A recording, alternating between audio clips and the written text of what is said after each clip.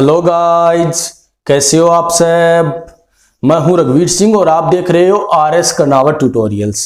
तो गाइज, आज हमारा सरफेस केमिस्ट्री का 7वां लेक्चर है। आज के लेक्चर में हम जियोलाइट्स द्वारा सेफ सेलेक्टिव कैटलिसिस के बारे में पढ़ेंगे। हमने लास्ट लेक्चर में कैटलिस्ट के टाइप और कैटलिस्ट की एक्टिविटी और सेलेक्टिविटी के बारे में पढ़ा था। अगर वो लेक्चर आपने नहीं देखा है तो मैंने उसका लिंक डिस्क्रिप्शन में दे दिया है, तो आप वहां से देख सकते हो। तो गाइज, पहले हम सेफ सेलेक्टिव कैटलिसिस के बारे में पढ़ेंगे और उसके बाद जियोलाइट के बारे में पढ़ेंगे। तो देखो, सेफ सेलेक्टिव कैटलिसिस तो सीधा सीधा है कि रिएक्टेंट और प्रोडक्ट के मॉलिक्यूल की साइज पर कैटलिसिस डिपेंड करे, उसे हम सेफ सेलेक्टिव कैटलिसिस बोलते हैं। अब गाइज, ऐसा क्यों होता है? तो देखो, मान लो ये कैटलिस्ट है, तो कैटलिस्ट करता क्या है? रिएक्टेंट के मॉलिक्यूल को एडजॉर्ब करता है। कहने का मतलब रिएक्टेंट को पकड़ता है, उसके बीच में रिएक्शन करवाता है, तो रिएक्शन करवाने के बाद प्रोडक्ट बन जाता है, सिंपल सी बात है, और प्रोडक्ट को वापस छोड़ देता है। ध्यान रखना, कैटलिस्ट क्या करता है? रिएक्टेंट को पकड़ता है और प्रोडक्ट को छोड़ता है। तो यानी कि कैटलिस्ट से रिएक्टेंट और प्रोडक्ट दोनों ही रिलेटेड होते हैं, क्योंकि रिएक्टेंट को पकड़ेगा और प्रोडक्ट को छोड़ेगा। ठीक है। अब देखो, कैटलिस्ट की स्ट्रक्चर होती है पोरस, यानी कि कैटलिस्ट की सरफेस पर छोटे छोटे छेद होते हैं। कहने का मतलब आप इस टाइप की कैटलिस्ट की स्ट्रक्चर मान सकते हो।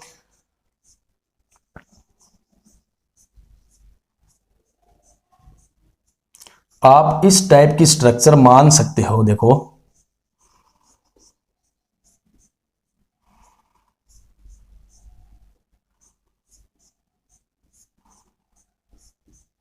ठीक है ना, ये कैटलिस्ट की सरफेस है और ये जो आपको दिख रहे हैं ना, तो ये है होल।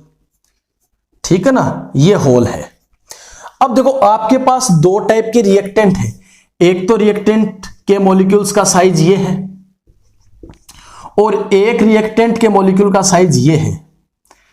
ठीक है ना, ये। अब आप बताओ कि कैटलिस्ट कौन से मॉलिक्यूल्स को पकड़ेगा, एडजॉर्ब करेगा? आपको पता है कि कैटलिस्ट की पकड़ में ये मॉलिक्यूल्स तो नहीं आएंगे, क्योंकि इनका साइज बहुत छोटा है, इसलिए ये कैटलिस्ट की पकड़ में नहीं आएंगे। ठीक है ना।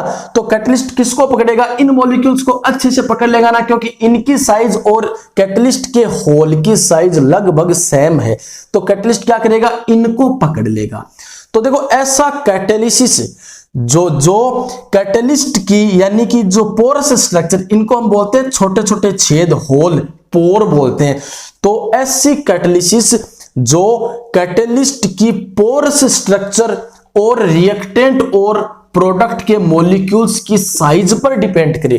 क्योंकि देखो, अगर साइज सेम नहीं होगा, अगर साइज ऐसा नहीं होगा, तो कैटलिस्ट के पकड़ में नहीं आएगा। ठीक है। अगर पकड़ में नहीं आएगा तो रिएक्शन नहीं होगी। तो ऐसा कैटलिसिस जो कैटलिस्ट की पोरस स्ट्रक्चर और रिएक्टेंट और प्रोडक्ट के मॉलिक्यूल के साइज पर डिपेंड करे, उस कैटलिसिस को हम सेफ सेलेक्टिव कैटलिसिस बोलते हैं। आगे बात समझ में? तो आप इसकी डेफिनेशन लिख लो। तो देखो, when A catalytic reaction, catalytic reaction का मतलब है जिसमें कैटलिस्ट इन्वॉल्व हो रहा है। ठीक है ना। When A catalytic reaction depends upon the porous structure of catalyst and the size of reactant and products molecule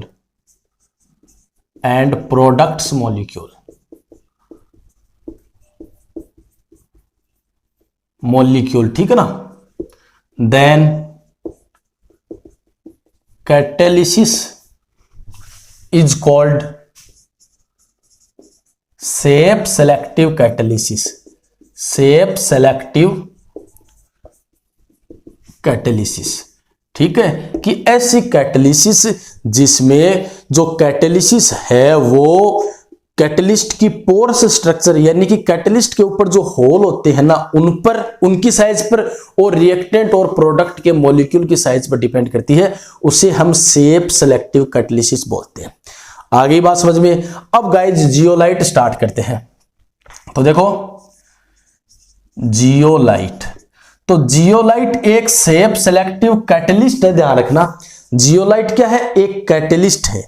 तो देखो ये होता क्या है? एल्यूमिनोसिलिकेट। ध्यान से समझना, जियोलाइट क्या होता है? एल्यूमिनोसिलिकेट। ठीक है, देखो सिलिकेट का 3 डायमेंशनल नेटवर्क होता है, ठीक है ना। सिलिकेट का 3 डायमेंशनल नेटवर्क होता है जिसमें कुछ एक सिलिकॉन एटम का रिप्लेसमेंट एल्यूमिनियम से हो जाता है। तो ये तो इसकी होगी डेफिनेशन। तो गाइज इसका एग्जाम्पल और इसकी स्ट्रक्चर हम सब बनाएंगे, तो ध्यान रखना। तो आप लिख सकते हो इट इज ए एल्यूमिनोसिलिकेट। एल्यूमिनोसिलिकेट, ठीक है। आप ये लिख सकते हो, आप ये लिख सकते हो it is 3 dimensional network of silicate in which some silicon atom are replaced by aluminium। ठीक है ना, कि सिलिकेट का 3D नेटवर्क होता है जिसमें कुछ एक सिलिकॉन को निकाल दो और उनमें एल्यूमिनियम डाल दो। ठीक है, यानी कि सिलिकॉन की जगह, कुछ एक सिलिकॉन की जगह एल्यूमिनियम आ जाएंगे। ठीक है ना। अब देखो सिलिकेट का मतलब SiO2। अब देखो इनका फॉर्मूला, तो फॉर्मूला तो आप याद रख लेना। फॉर्मूला क्या होता है देखो, तो ये मेटल, ठीक है, तो मेटल आपने अक्स ले लिया और AlO2 अक्स और SiO2 का Y, ठीक है, और ये N। अब देखो यहां पर जो है वो मेटल पर चार्ज होता है, यानी कि मेटल पर तो है N प्लस और यहां पर होगा माइनस, अक्स माइनस, और हाइड्रेटेड होता है ZH2O मान लो। तो गाइज ये फॉर्मूला होता है, तो फॉर्मूला तो आप याद ही रख लेना। अब इसका काम क्या होता है वो देखो। चलो पहले इसकी स्ट्रक्चर आपको दिखा देता हूं। तो देखो सिलिकेट, सिलिकेट आयन क्या होते हैं देखो, SiO है ना, O पर माइनस चार्ज होता है, ठीक है, और ये मान लो Si, ठीक है, ये मान लो Si, ठीक है ना, और ये मान लो Si,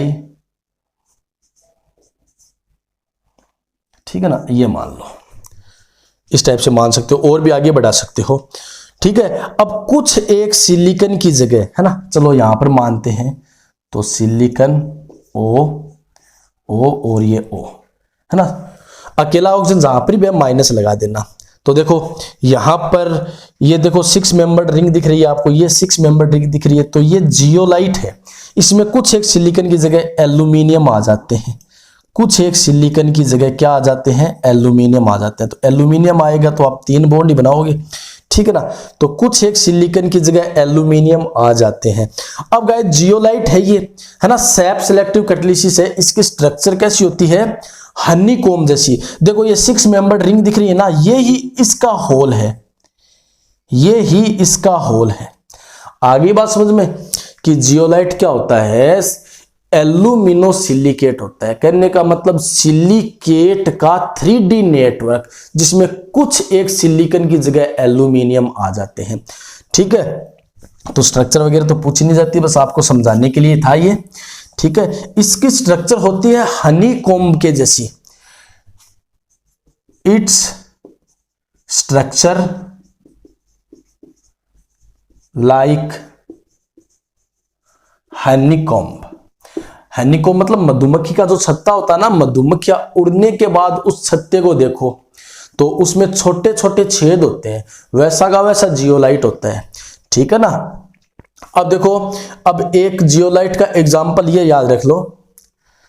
अब जियोलाइट का यूज है ना, एग्जाम्पल के से पहले हम जियोलाइट का यूज लिखेंगे।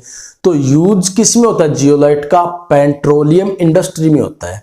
तो देखो जो अर्थ से पेट्रोल निकलता है ना, जो तेल निकलता है उसे हम क्रूड ऑयल, कच्चा तेल बोलते हैं। तो वो कच्चा तेल होता है, मतलब बहुत लंबी हाइड्रोकार्बन चेन होती है। तो जियोलाइट क्या करता है, उसको तोड़ देता है और पेट्रोल बना देता है, सिंपल सी बात है। तो आप लिख सकते हो यूज क्या है जियोलाइट का? यूज्ड इन पेट्रोलियम इंडस्ट्रीज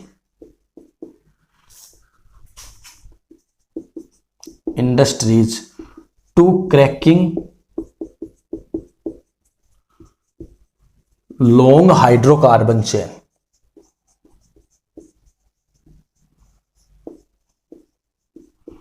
ठीक है ना। और एक देखो जियोलाइट होता है ZSM5, जो एल्कोहल को गैसोलीन है ना, गैसोलीन का मतलब पेट्रोल का शुद्ध रूप है ना, तो उसमें चेंज करता है। तो ये याद रखो, बहुत बार इसके बारे में पूछा जाता है कि ZSM5, देखो Z का मतलब जियोलाइट, S सोकोनी, M का मतलब मोबाइल, तो ये इसकी फुल फॉर्म है। ये एक जियोलाइट की सीरीज होती है ZSM 1 2 3 4 5। ठीक है, तो ये जियोलाइट की सीरीज है। Z का मतलब जियोलाइट, S का मतलब सोकोनी, M का मतलब मोबाइल, और 5 है ना, 5 है इसकी मोलिकुलर पोरोसिटी, यानी कि इसका पोरस कितना बड़ा है। तो पोरस के आधार पर इनको नंबर दिए जाते हैं कि 5 का मतलब कि पोरस छोटा है, 6 का मतलब पोरस और भी छोटा है, 7 का मतलब पोरस और भी छोटा है। तो ये है इसकी मोलिक्यूलर पोरोसिटी। ठीक है, जो होल होता है ना उसकी साइज बताई जाती है। तो बस इतना याद रखो, ज्यादा आपको डीपली जानने की जरूरत नहीं है। ZSM5 का यूज किसमें किया जाता है? एल्कोहल को पेट्रोल में कन्वर्ट करने में। तो is used to convert alcohol to gasoline. ठीक है ना, गैसोलीन पेट्रोल की ही प्योर फॉर्म है। ठीक है ना गाइज, तो जियोलाइट का ये फॉर्मूला आप याद कर लेना। ठीक है, तो जियोलाइट एक सैप सेलेक्टिव कैटलिस्ट है। सैप सेलेक्टिव मतलब यह क्या करता है, रिएक्टेंट और प्रोडक्ट के मॉलिक्यूल के साइज के आधार पर कैटलिसिस करता है। ठीक है, आगे बात समझ में? तो गाइज अगर आपके लेक्चर समझ में आया है तो वीडियो को लाइक, कमेंट और अपने फ्रेंड्स के साथ शेयर कीजिए। अगर आप चैनल पर नए आए हो तो सब्सक्राइब कर लीजिए ताकि नए वीडियो का नोटिफिकेशन आपको मिल सके।